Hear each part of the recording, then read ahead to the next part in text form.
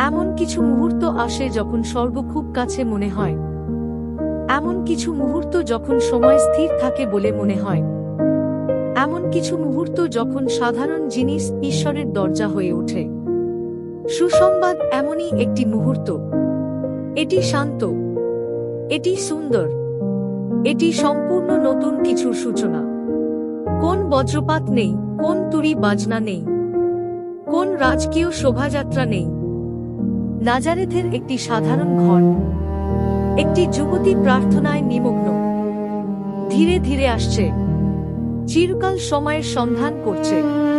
সেই নীরবতার মধ্যে ঈশ্বর মেরির কাছে একজন দেবদূত পাঠান। তিনি বলেন, ধন্যবাদ, অনুগ্রহে পরিপূর্ণ, ঈশ্বর তোমার সাথে আছেন। মেরি মনোযোগ সহকারে শোনে।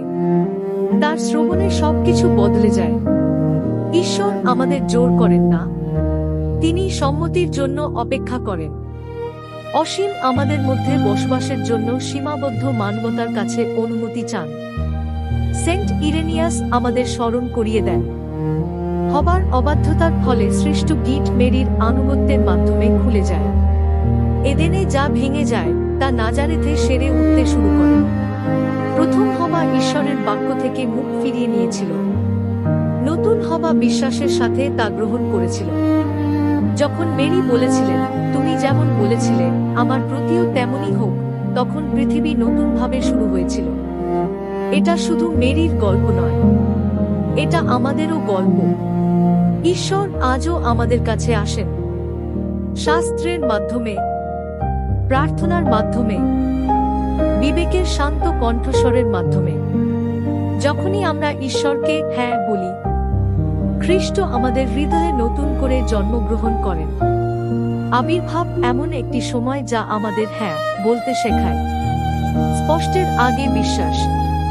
বিশ্বাস সব উত্তরের জন্য অপেক্ষা করে না। তাড়াহুড়োর আগে শান্তি। শান্তিতে বাক্য বৃদ্ধির জন্য জায়গা খুঁজে পায়। স্বার্থপরতার আগে সেবা।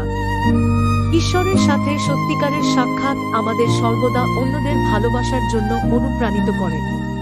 কিছুক্ষণের মধ্যেই যিনি মরিয়মকে লুকিয়ে রেখেছিলেন, সেই পবিত্র আত্মা এই বেদিটিকেও লুকিয়ে রাখবেন।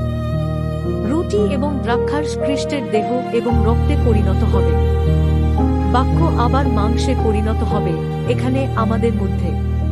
প্রিয় ভাই ও বোনেরা, দূতের বার্তা আজ প্রতিধ্বনিত হচ্ছে, প্রভু তোমাদের সাথে আছেন। আমরা